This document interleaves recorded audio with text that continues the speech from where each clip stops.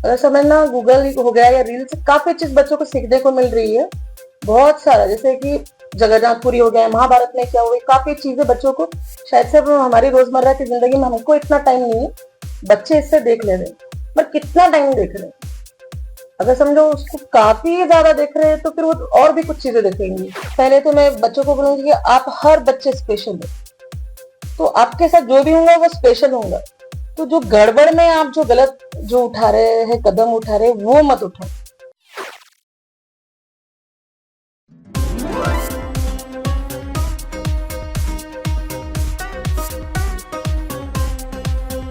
No politics, but fantastic. No gossip, only bold ship. It's very personal. Motivation, inspiration. Why that? Why not? Inspiration, the journey of life with Shailendra Tikaria.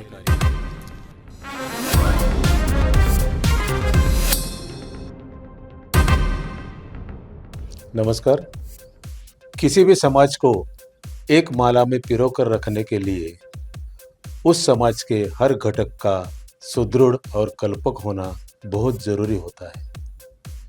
Inspiration the journey of life के इस episode में हम आज मिलने जा रहे हैं एक ऐसे व्यक्तिमत्व से जो महाराष्ट्र के जालना जैसे छोटे से शहर से एक बहू के रूप में तेलंगाना हैदराबाद में आई और सांस्कृतिक और सामाजिक तौर पर उन्होंने अपने समाज के हर घटक को, विशेषतः महिला और बच्चों को एक माला में पिरोकर एक सामाजिक कार्य करके दिखाया।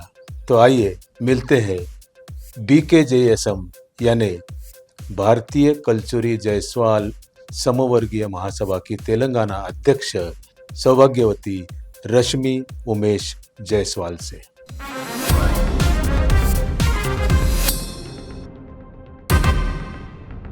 Inspiration the journey of life में आपका हार्दिक स्वागत। Thank you. आप तेलंगाना में, हैदराबाद में एक बहू के रूप में आए, वो भी जायसवाल समाज की बहू। गत 7-8 वर्षों से आप BKJSM यानी भारतीय कल्चुरी जायसवाल समवर्गीय महासभा के तेलंगाना अध्यक्ष के स्वरूप में कार्य कर रहे हैं।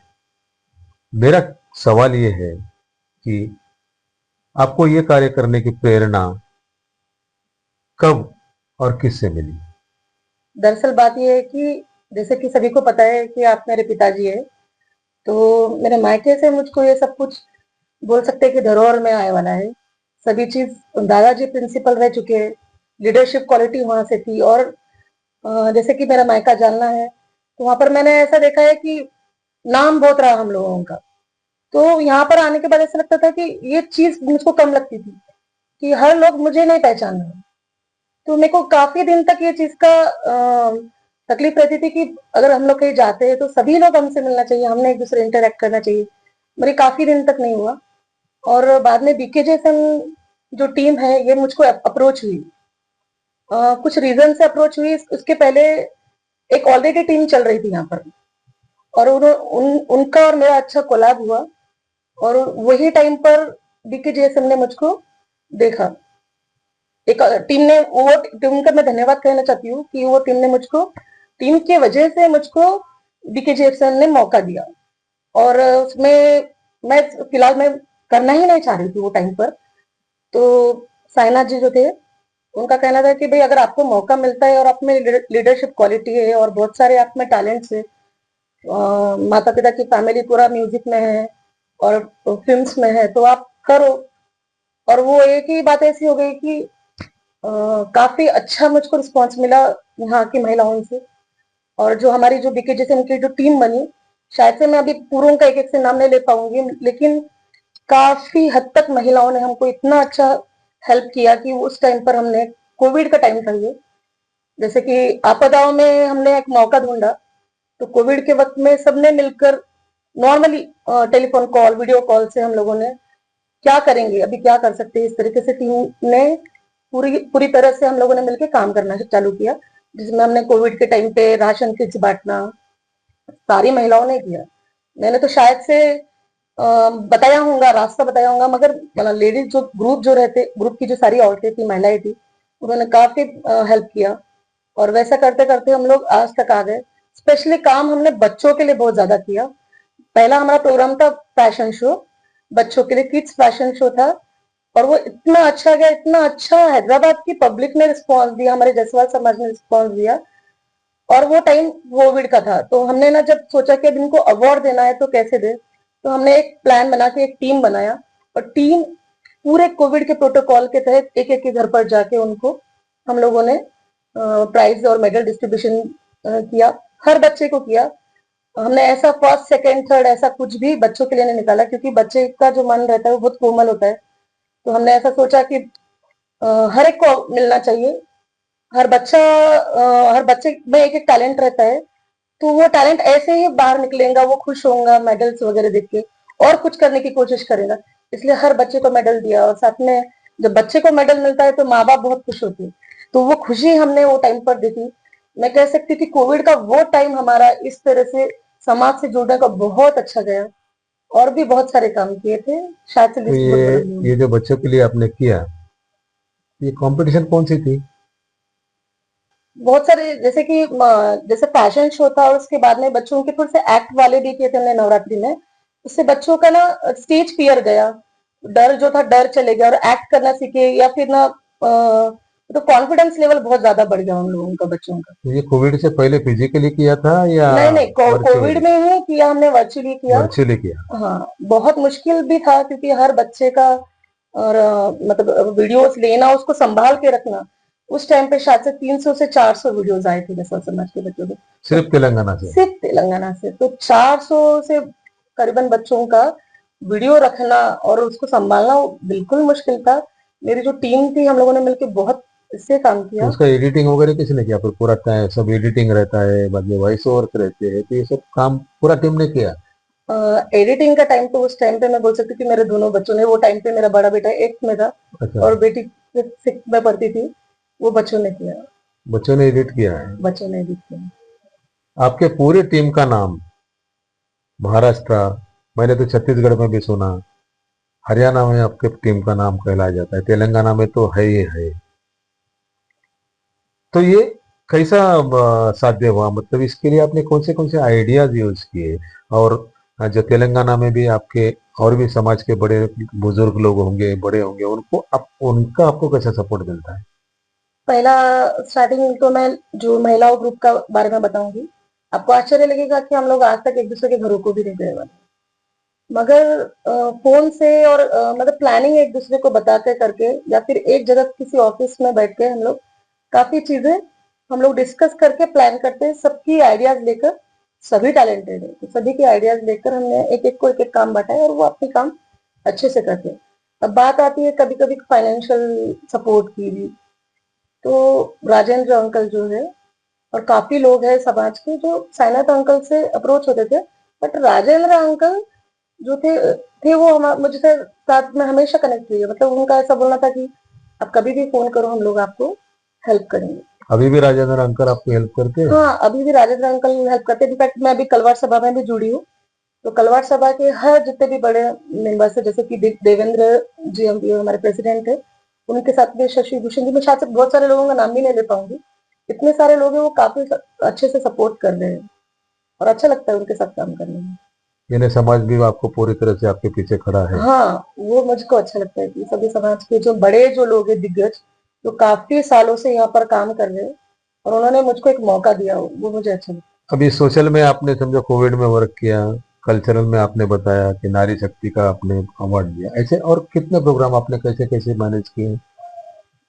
देखिए, काफी तो कोविड में ही किए।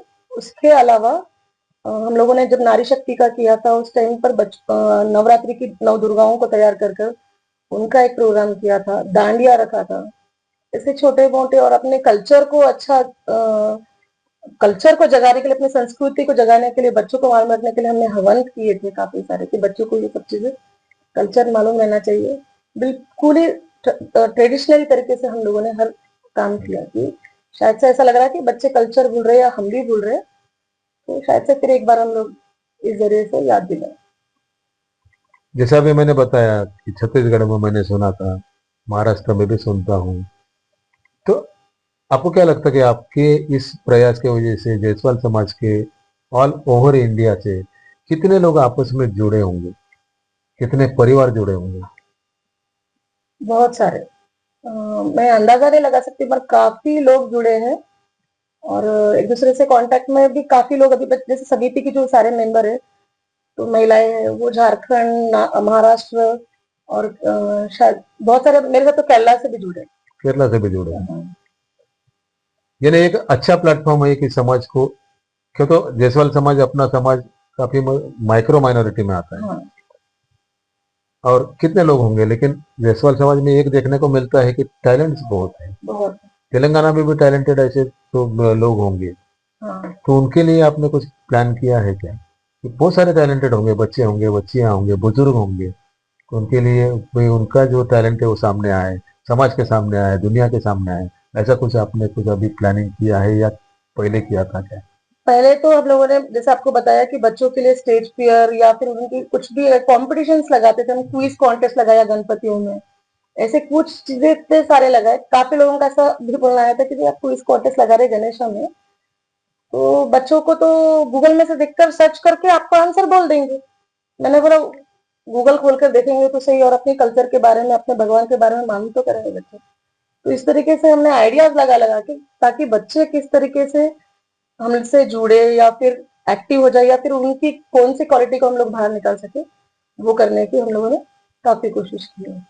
अभी जैसे आपने बड़े-बूढ़ों के लिए बोला है, तो हम लोग उसके बारे में भी अब सोचेंगे अब आगे शायद से। शायद से ये चीज़ रह गई होंगी हमारी। जैसा बच्चों का आपने भी बताया कि गूगल में सर्च करो, मैक्सिमम बच्चे जहाँ देखा जाए वहाँ आपको मोबाइल फोन पे या गूगल में दिखेंगे ही। तो ऐसे बच्चों ये जो मोबाइल है या ये जो सेल फोन का जो जमाना है, डिजिटल है, बच्चे ज्यादातर उसमें इन्वॉल्व रहते हैं, आपको क्या लगता है ये पॉजिटिव है या नेगेटिव है? डिपेंड्स टाइम कितना दे रहे हैं आप। अगर समझना गूगल हो गया या रील से काफ़ी चीज़ बच्चों को सीखने को मिल रही है। बहुत सारा जैसे कि जगन्नाथपुरी हो गया, महाभारत में क्या हुआ, काफ़ी चीज़ें बच्चों को शायद से अब हमारी रोज़मर्रा की ज़िंदगी में हमको इतना टाइम नहीं है, बच्चे इससे देख ले रहे हैं। पर कितना टाइम देख रहे हैं? अगर समझो उसको काफ़ी ज़्यादा देख रहे हैं तो फिर वो और भी कुछ चीज़ें देखेंगे। हम्म। सिर्फ़ इतना ही नहीं आएगा ना कल्चर का, कुछ भी बॉलीवुड्स का आता है, कुछ भी आएगा तो बच्चों को एक टाइम शायद से देना चाहिए कि भई इतना ही देर देखना चाहिए, उसके लिए शायद से हम लोग बड़े भी फ़ोन को कम इस्तेमाल करें। और उन पे वॉच भी रखना चाहिए। वॉच तो कंपल्सरी रखना चाहिए कि बच्चे क्या देख रहे हैं। मैं तो काफ़ी टाइम मैंने ऐसा किया कि बच्चों को मैं बताती हूँ कि वीडियोज़ बताती हूँ कि आप ये देखो, ये काफ़ी इंटरेस्टिंग है। बच्चों के साथ में ऐसा टाइम तो मैं स्पेंड करती हूँ, मेरे खुद के बच्चों के साथ।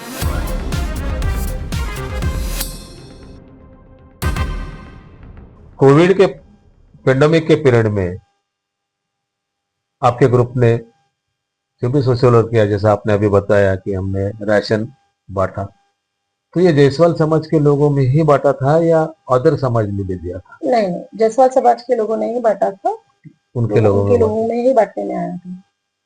तो फिर ये घर घर तक पहुंचाना कैसा किया था आपने ये? अ, फिर से कहूँगी कि साइनाथ जी का बहुत बड़ा श्रेय है वाला है।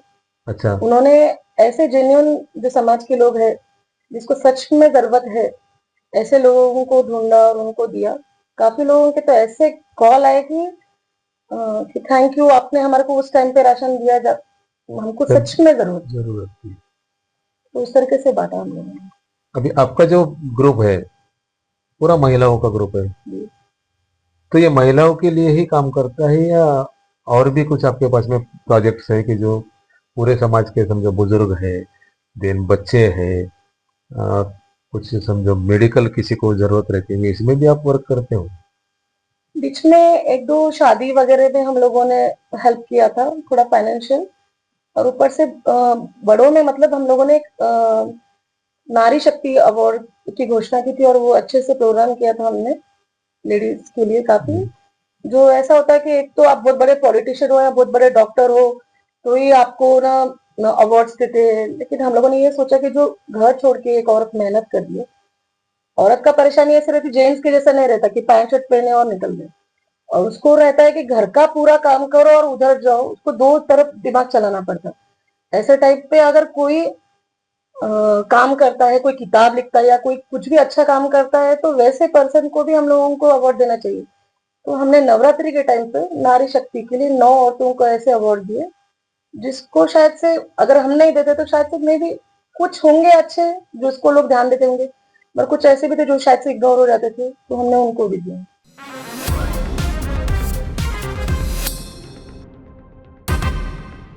अभी आपने कहा कि पुरुष जो रहते हैं और फीमेल जो है उनमें एक फर्क है कि फीमेल को दो भूमिका करना पड़ती है। आप जो दोनों की भूमिका करते हो तो आपकी फैमिली का आपके लिए कितना सहयोग रहता है या कितना आपको उनसे मदद मिलती है? 101%। 101%। पूरी मदद है। मेरे हस्बैंड की तो बहुत ज्यादा है, उसके अलावा ससुराल के सभी लोग, सभी ने मदद किया है। कभी ऐसा मुझे स्टेटमेंट नहीं आया कि ये क्या कर रहे हो, ये महिलाओं का, ये सब औरतों का बेफिजूल के काम क्यों कर रहे हैं, ऐसा किसी ने नहीं बोला। सबने 101% हेल्प किया। कुछ भी टेक्निकल होता था तो हस्बैंड भी पूरा पूरा हेल्प किया, और अभी भी करते हैं। अभी थोड़ा सा ब्रेक हो गया है हम लोगों का, क्योंकि हस्बैंड का वही चल रहा है कि ब्रेक मत लो, कुछ ना कुछ करो, करते रहना चाहिए। तो 101% मुझको सभी तरफ से, सास ससुर जेठ जेठानी जितना भी मेरा परिवार है वो सभी ने मदद किया। सास ससुर का विशेषता क्या कहना रहता है? वो तो मुझको बेटी जैसा मानते जेठ जेठानी भी बोले, जेठानी का आपको सपोर्ट मिलता है? हैं। जेठानी का और मेरा ऐसा है कि हम लोग इस साथ में इतना जाते हैं कि ना, कभी कभी ऐसा होता है कि हम लोग बोलते हैं कि शायद से नजर लग जाएंगी। अच्छा। काफी लोगों का ऐसा स्टेटमेंट है कि भाई ये साथ में जाते हैं, साथ में आते हैं, साथ में रहते हैं इतने साल तक। मतलब नॉर्मली लड़ाई झगड़ा ही सुनने में मिलता है, मगर ये तो काफी अच्छे से रहते हैं। अच्छा, तो श्रेय मेरा अकेले का नहीं है, जितना मेरा और उनका, हम दोनों का एक मिला के सपोर्ट है, तो काफी अच्छे से हम लोगों का साथ में है। समाज के लिए कार्य यानी सोशल वर्क, कल्चरल वर्क, सांस्कृतिक कार्य, ये सब करते करते बच्चों की पढ़ाई, बच्चों को संभालना, घर के कार्य, ये कैसा मैनेज हो जाता है? समय कैसा निकाल लेते हैं? मुझे लगता है कि जो काम में अपने आप को इंटरेस्ट आता है उसके लिए हम लोग ना, वो काम करने के लिए हम ये काम बहुत जल्दी जल्दी और अच्छे से कर लेते हैं। और साथ में मैंने फिर बोलूंगी कि फैमिली का सपोर्ट बहुत रहा है। बच्चों ने बचपन में नहीं सताया, अच्छे से वो लोग सपोर्ट करते हैं। और हस्बैंड पूरा देखते हैं, और कुछ बच जाएगा कुछ रह जाएगा तो हस्बैंड देखते हैं, थोड़ी चीज पॉज पर डाल देते हैं, मगर अभी तक तो ऐसी कोई तकलीफ नहीं है। यानी सारे रिश्ते अच्छी तरह से आपने संभाल के हाँ। रखे हैं। हाँ। तो ऐसा रिश्ते के बारे में कुछ प्रोग्राम वगैरह किया था क्या कभी? हाँ। मैंने जैसा प्रोग्राम कोविड के टाइम पे रिश्तों का बंधन ऐसा प्रोजेक्ट रखा था। वो बहुत फेमस हो गया था वो। हाँ, और ये ऑल ओवर इंडिया चला ऑल था। Over India famous. मेरे हिसाब से तो आपकी जो टीम है, तेलंगाना टीम, इसका पूरा जो सबसे ज्यादा अप्रिसिएशन इसी प्रोजेक्ट की वजह हाँ। से मिला था, रिश्तों का हाँ, बंधन के, पूरे हिंदुस्तान में, पूरे भारत में। बहुत अच्छे से मिला था। रिश्तों का बंधन में मतलब हमने रिश्तों का बंधन प्रोजेक्ट इसलिए रखा था कि सिर्फ बच्चों को इतना ही नहीं पता रहना कि मम्मी है, पापा है, ज्यादा से ज्यादा दादा दादी और हम लोग, उनको ये भी पता रहेगा कि भाई चाचा है, चाची है, चाचा का रिश्ता क्या रहता है, चाची का रिश्ता क्या रहता है, फूफा बुआ, काफी सारे हमारे इर्द गिर्द रिश्ते हैं, वो भी तो रिश्ते हैं। और ऐसा काफी रिश्तों के बारे में मैंने कंपटीशन में, बच्चों ने काफी अच्छे अच्छे अपने अपने एक रिश्तों को अपनी कविता में, अपने लेख में बताने की बहुत अच्छे से कोशिश की थी। तो वही यही रिश्ते आपने भी संभाल कर रखे हैं अभी तक, जैसे आपने बताया, काका, चाचा, शायद फूफा, बुआ। शायद से पूरी कोशिश है। तो इसका कोई एक आधा, कोई एक आपका कोई अनुभव, फनी अनुभव या कुछ जो आपने इन रिश्तों के बारे में आपको अनुभव हुआ? वे जैसा कि मैं घर की बड़ी बेटी थी, तो दोनों भी चाचा बुआ उन लोगों ने बहुत ज्यादा प्यार किया। तो जैसा मेरा, मैं इंटरनल सॉरी इंटर कंपटीशन में जो बेस्ट राइटिंग में मैं जीती थी, तो वो मेरे जो बड़े चाचा है संजय, उन्होंने मुझको पूरा 15 दिन उसकी प्रैक्टिस करवाई थी, देन मुझको अवार्ड मिला था। और छोटे वाले जो चाचा है तो वो तो टाइम टाइम पर बहुत अच्छे से मुझको समझाते हैं। अभी कभी भी कुछ भी प्रॉब्लम मुझको लगता है तो मैं उनसे बात करती हूँ। सेम बुआ, बुआ से मेरा रेगुलर का है, और वो ऐसा लगता है कि ये लोग मेरे वेल विशर है और मेरे लिए अच्छा ही सोचेंगे और मेरे को अच्छी सुझाव देंगे, इस तरीके से। ये बुआ चाचा वेल, बाकी माँ बाप वो तो मैं तो बोल रही हूँ कि माँ को समझने के लिए तो शायद से मेरे को 18 साल 19 साल लग गए। तो जैसे कि मैं माँ बनी तो मेरे को माँ पता चला कि ना माँ को कितने प्रॉब्लम्स रहते।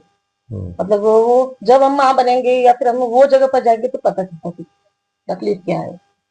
दादा दादी का भी प्यार आपको बहुत अच्छे से मिला। मेरे को तो लगता है कि जो मुझको दिलाए ना झुकने की, वो मेरे दादा से मिली। प्रिंसिपल रह चुके, अपने रूल्स पे रहे, और वो ये चीज मेरे में है। और दादी दादी तो पोएट है, और मतलब काफी अच्छा लिखती है वो भी, उनसे भी मेरे को लिखना करना वगैरह अच्छा है। पढ़ी लिखी है दादी, वो मेरे को वो गर्व लगता है, पढ़ी लिखी है तो काफी अच्छी चीजें उन्होंने, मतलब अंधविश्वास को नहीं मानती है। और काफी अच्छे से दादी ने मुझको सपोर्ट किया है और आज भी करती है। दादी अपने जमाने की पहली मैट्रिकुलेट थी, हाँ, समाज में मुझे नहीं, पता है। पूरे महाराष्ट्र में या पूरे मेरे ख्याल से वो हैदराबाद संस्थान था, हाँ, पता है। पता है, मैंने सुना था। हम्म। सुना था तो काफी चीजें उन्होंने मुझको सिखाई है, मतलब और बहुत अच्छे से, मतलब उनकी उम्र मेरे से डबल टिबल होंगी, मगर फ्रेंड्स जैसा रिश्ता आज भी है दादी के साथ। कैसा लगता है कि आपको किसी अच्छे बड़े प्रोग्राम में जाने का मौका तो मिलता ही होगा, हाँ, है मिलता है। ना? और एक अच्छी डिग्निटी के रूप में आपको जाने का मौका मिलता होगा, तो कैसा फील करती हो? बहुत अच्छा। इसका मैं एक उदाहरण दूंगी। एडवोकेट अरुण जायसवाल, उन्होंने एक प्रोग्राम रखा था जिसमें मुझको अवार्ड दिया था, और कुछ इंस्पिरेशनल उनके बच्चों को बोलने के लिए बोला था। और मैंने काफी अच्छे से, शायद से मैंने बोला था, तो मुझको बहुत अच्छा लगा था। उन्होंने जब मुझको बुलाकर इस तरीके से मुझको इज्जत देकर और बच्चों को बताया था, उनके जो स्टूडेंट्स हैं उनको बताया था कि आप इनसे कुछ सीखिए, और मैंने कुछ बच्चों को स्पीच दिए थे, तो बहुत अच्छा और गर्व महसूस हुआ था। Arun Jaiswal is the most motivative personality in Telangana, in हाँ, हैदराबाद ऑल्सो। मैं भी जानता हूँ उनको। हाँ, और शायद उनके यहाँ पर उनके परिवार में भी किसी का अचीवमेंट भी काफी बड़ा है, हाँ, काफी उनके फैमिली में काफी लोग हैं जो स्पोर्ट्स वगैरह में है। स्पोर्ट्स में है। हाँ, तो है, काफी है उनका। जी। तो ऐसे जो बच्चे हैं अपने समाज के, तेलंगाना में या तेलंगाना के बाहर भी, पूरे हिंदुस्तान में, तो ऐसे कुछ प्लानिंग्स आपके दिमाग में है क्या इन बच्चों को? जो ये तो एक देखा गया है कि उन्नति, ऋषि, दोनों भी आपके बच्चे, उन्नति का तो पहले से ही बचपने से जो उसका जो टैलेंट था, डांस में, ड्रामा में, बॉलीवुड की एक फिल्म में भी उसने काम किया है। ऋषि ने भी काम किया है, बाय द वे ऋषि का रोल भी काफी अप्रिशिएट हुआ था हाँ, उनसे। और लैंग्वेज मराठी थी, हाँ, फिर भी इन बच्चों ने जो डेयरिंग, जो उनके पास में करेज था, स्टेज करेज। हाँ। तो मेरा क्वेश्चन ये है कि इनको ये बचपने से ही था, या इनको आपने उनको सिखाया, या आपने उनका करेज बढ़ाया? तो ऐसा दूसरे भी माता पिताओं ने करना चाहिए। करना चाहिए, तो क्या करना चाहिए उसमें? उसके लिए मैं उदाहरण ऐसा दूंगी कि सभी बच्चे जो रहते हैं तारे के जैसे रहते हैं, चांद की जरूरत है आपको। जो पेरेंट्स जो रहते हैं ना, पढ़ाई करो बस इतना है जो बोलते हैं ना, तो मुझको लगना चाहिए कि उन्हें समझना चाहिए कि उनमें शायद से और कोई टैलेंट होगा, और वो तुमको निकालना है।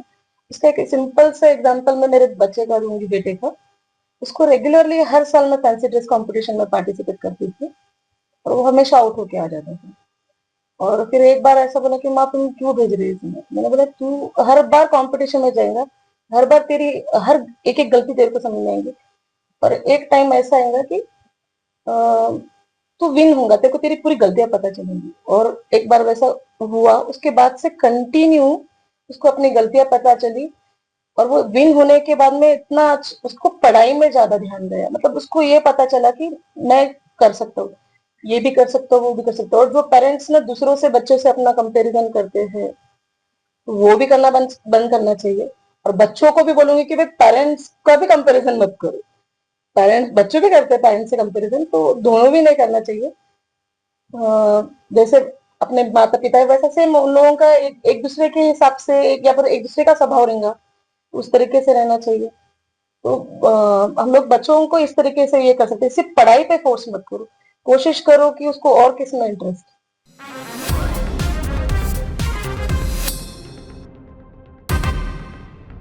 अभी दोनों बच्चों की पढ़ाई का एक्सपीरियंस तो काफी हो गया होगा कि तो बड़ा ऋषि तो कॉलेज में जा रहा है, उन्नति भी अपने जगह पे पढ़ाई में बहुत अच्छी है।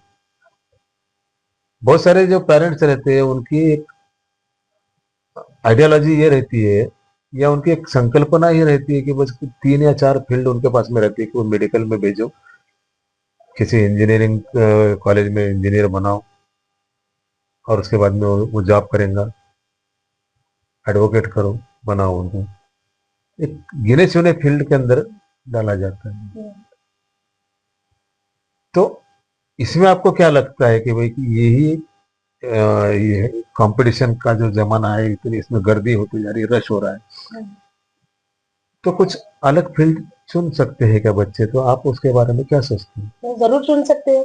इसके लिए मैं एक उदाहरण मेरे भाई का दूंगी, सिद्धांत टिकारिया का। वो साउंड इंजीनियर, इंजीनियरिंग में साउंड इंजीनियर है और ऐसा है कि उसके साथ आज ना बड़े बड़े से बड़ा इंसान और बहुत बड़े बड़े म्यूजिशियंस, सिंगर्स वगैरह उसके साथ बैठना उठना है। सेम मेरे चाचा का है, आपका भी है।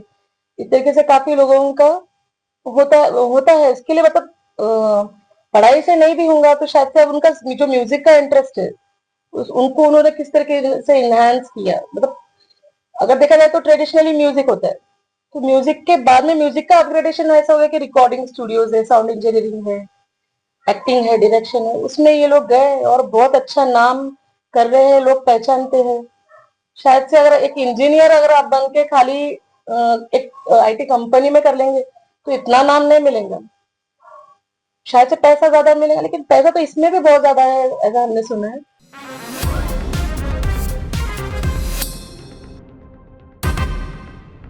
आपको पैदाइशी म्यूजिक मिला टिकारिया फैमिली से,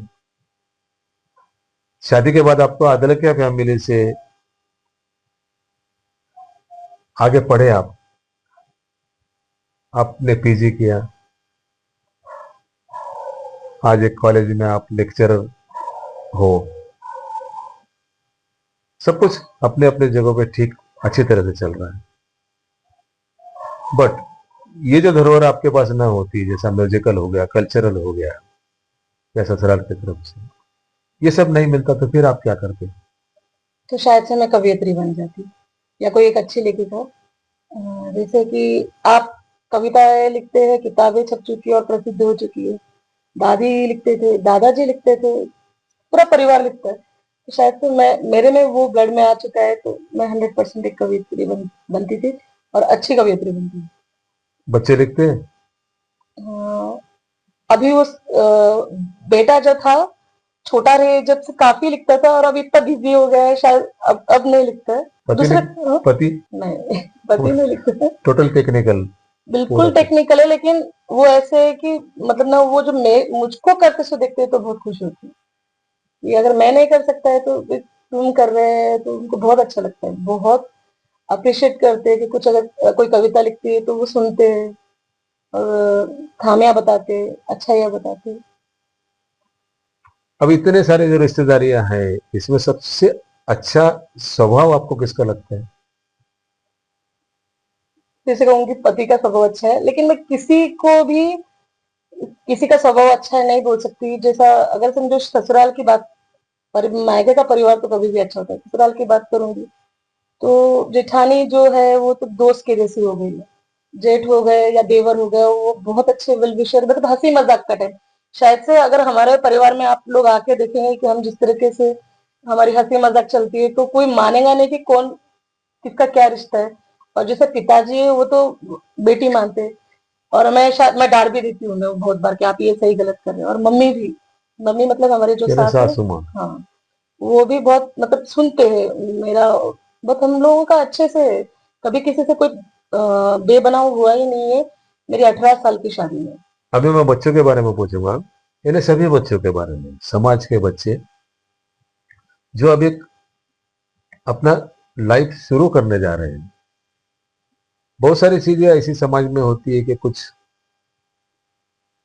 गलत हो जाता है, बच्चों के साथ हो जाता है, बच्चों के वजह से हो जाता है, बच्चे खुद कुछ गलत कर लेते हैं। तो इन बच्चों को आपका एक मोटिवेशनल, इंस्पिरेशनल संदेश क्या रहेगा? पहले तो मैं बच्चों को बोलूंगी कि आप हर बच्चे स्पेशल है, तो आपके साथ जो भी होगा वो स्पेशल होगा। तो जो गड़बड़ में आप जो गलत जो उठा रहे हैं, कदम उठा रहे हैं, वो मत उठाओ, क्योंकि अगर आप स्पेशल है तो आप आपके लिए जो होना है वो बहुत अच्छे से होने के लिए उसको टाइम लगेगा। आप गड़बड़ से उसको ना कुछ गलत कर देंगे, वो अच्छी बात नहीं है, या फिर शायद से उनके वजह से माता पिता को या उनकी ही जिंदगी में काफी ठेस पहुंचेंगी। तो बच्चों ने समझना चाहिए। और मतलब अगर कोई उदाहरण भी देखते तो उनसे भी आप लोग सीख सकते हैं कि शायद से ये करना चाहिए, ये नहीं करना चाहिए। और दूसरी बात, थोड़ा माता पिता का सुन लेना चाहिए, क्योंकि वो बहुत अनुभवी होते हैं, उन्होंने सारे हर्डल्स देखे वाले रहते हैं। तो यहाँ पर ये गलतियां हो चुकी है, तो वो चाहते हैं कि वो गलतियां बच्चे दोबारा ना उठाए।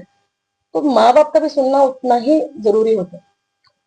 कभी कभी क्या हो जाता है कि माता पिता अपने बच्चों के ऊपर उनका करियर लाद देते हैं सीधा। हम्म, बहुत जगह सुनने को मिलता है, देखने को मिलता है कि वो बच्चे की इच्छा क्या है। पिता ने सोच लिया कि नहीं, ये मेरा बच्चा इंजीनियर बनेगा तो उसको इंजीनियर बनना ही है। माता ने सोच लिया कि मेरी बेटी डॉक्टर बनेगी तो उसको डॉक्टर बनना ही है। वो केपेबल है या नहीं है, ये कहीं जगहों पे देखा नहीं जाता। तो ऐसे पेरेंट्स को आपका क्या संदेश रहेगा? पहले तो मैं पेरेंट्स की मानसिक स्थिति बताऊंगी कि पेरेंट्स क्या चाहते हैं। पिता चाहता है कि अपने से ज्यादा अच्छा अपना बेटा बन जाए, और उसको ये सीधी सीधी लाइन दिखती है कि अगर पढ़ेगा लिखेगा तो इंजीनियर वगैरह बन जाएगा। तो मैं माता पिता को ये बोलूंगी कि आप पैरेलल ही चलो, मतलब उनका जो अगर कोई इंटरेस्ट है तो उस पे भी काम करवाओ बच्चों से, और पढ़ाई पर भी दो। मतलब उसको बताओ कि अगर तू पढ़ रहा है तो इतना टाइम तेको, अगर तेरा म्यूजिक, डांसिंग, कोई भी चीज में इंटरेस्ट है तो जितना टाइम उसको दे रहा है उतना पढ़ाई को भी दे, क्योंकि पढ़ाई भी उतनी जरूरी है। और पैरेलली चलते चलते जो चीज ने हाइप कर ली वो उसका। मैं पढ़ाई के बारे में तो क्रिटिसिज्म नहीं कर रहा हूँ। हम्म, एक सवाल एक ऐसा पूछना चाह रहा हूँ।